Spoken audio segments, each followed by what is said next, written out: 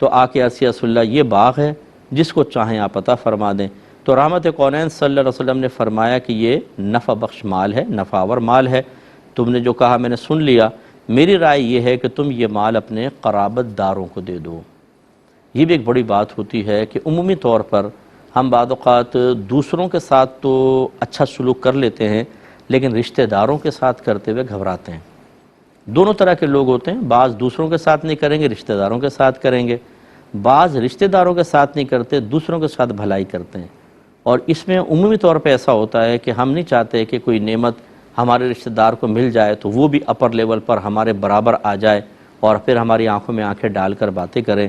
ہم چاہتے ہیں ہمارا لیول پورے خاندان میں سب سے بلند و بالا ہو، پیسہ ہمارے پاس ہو، چمکتی گاڑی ہمارے پاس ہو، بہترین علاقے میں ہمارا گھر ہو، ہمارے بچے سب سے اچھے اسکول میں پڑھ رہے ہوں، تاکہ جب خاندان والے پوچھیں تو ان پہ ایک روب اور دبدبہ طاری ہو، نگاہیں جھکی ہوں اور وہ ہم سے بڑے تعظیم کے ساتھ بات کریں۔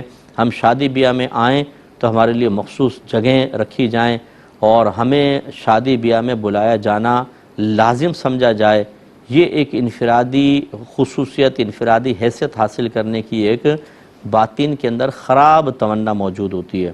اور یہ سرداری کب تک قائم رہے گی، مرکز محفل انسان کب تک بنے گا، جب تک ہمارے مقابل کو دوسرا نہ آئے۔ اور اس کا طریقہ کیا ہے؟ سب کو نیچے رکھو، کسی کو اتنا نہ دو کہ وہ ابھر جائے۔ اگر کوئی کہے گا کہ میرے بچے کی سفارش کر دیں، بہت اچھی جاب آئی ہے، اور کر سکتے ہیں لیکن نہیں کریں گے، کیوں؟ سیلری بہت اچھی ہے، ایسا نہ ہو بچہ ترقی کر جائے تو آج یہ چھوٹے مکان میں کل بڑے مکان میں آ جائیں گے، بڑے علاقے میں، تو ہماری سرداری جاتی رہے گی، یہ شان و شوقت بڑھ جائے گی ہم میں اور ان میں، نہیں کریں گے سفارش۔ تو اب یہ بڑی بات ہوتی ہے۔ حالانکہ مزاج شرع یہ ہے کہ اگر آپ صدقہ بھی دینا چاہتے ہیں تو سب سے پہلے اپنے قریبی رشتہ داروں کو دیں۔ اگر آپ زکوٰۃ دینا چاہتے ہیں، سب سے پہلے حقدار آپ کے مستحق قریبی رشتہ دار ہوتے ہیں، انہیں دیں۔ اور اگر ایسا نہیں ہے پھر آپ دوسروں کو دے سکتے ہیں۔ تو مشکل ہوتا ہے ذرا رشتہ داروں پر خرچ کرنا۔ جو کرتے ہیں انہیں میری بات اتنی سمجھ میں نہیں آئے گی، جو نہیں کرتے ہیں انہیں بہت اچھی سمجھ میں آئے گی کہ واقعی بات بالکل ٹھیک ہے۔ یا اگر آپ کرتے ہیں لیکن آپ اپنے خاندان میں دیکھیں گے تو پھر بھی آپ تائید کریں گے کہ ہاں ہمارے خاندان میں بھی ایسے آئٹم موجود ہیں کہ جو رشتہ داروں کو نہیں دینا ہے، غیر کو دے دیں گے، رشتہ داروں کو نہیں دیں گے۔ تو یہ بھی ایک امتحان آپ کہہ لیجئے اس کو، سرکار نے فرمایا اپنے رشتہ داروں کو دے دو۔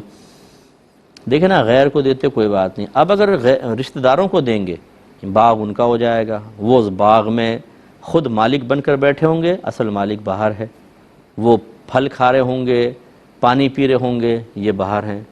سرکار ہو سکتا ہے بعد میں بھی تشریف لے جائیں تو ان کے پاس جائیں گے، ان کو عزت ملے گی، یہ باہر ہوں گے۔ یہ قربانی کوئی آسان ہے؟ یہ سوچنا چاہیے ذرا کہ ہمارے صحابہ کرام علیہم رضوان نے کس طرح قربانی دی، اور وہ ہمارے لیے رول ماڈل ہیں۔ لہذا ہمیں بھی چاہیے کہ اپنے باطنی ان آلائشوں کو، خرابیوں کو دور کریں اور اپنے مذہب اسلام کی تعلیمات کے مطابق، اللہ اس کے رسول کی رضا کے مطابق طرز عمل اختیار کریں، چاہے ہمارا باطن اس سے قبول کرنے سے انکار کر رہا ہو۔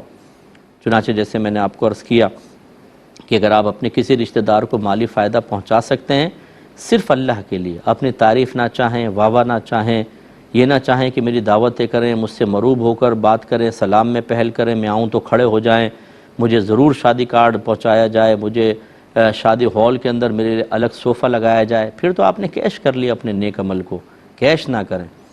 اسی طرح ان کے بچوں کو سفارش کی ضرورت ہے، سفارش کر دیں۔ ان کے بچوں کو کی تعلیم کے لیے پیسہ چاہیے، اگر آپ کو اللہ نے وسعت دی ہے تو ان کو بچوں کو پڑھوا دیں، ترقی کرنے دیں۔ یہ ہمیشہ ذہن میں رکھیں، ذہن بنا لیجئے، عزت، ذلت، ترقی، تنزلی، مال کی کمی، زیادتی، اللہ تعالیٰ نے ازل سے اس کے فیصلے کر دیے ہیں۔ کوشش کرنا آپ کا میرا کام ہے، لیکن اتنا ہی ملے گا جتنا اللہ تعالیٰ نے ازلی فیصلہ فرما دیا ہے۔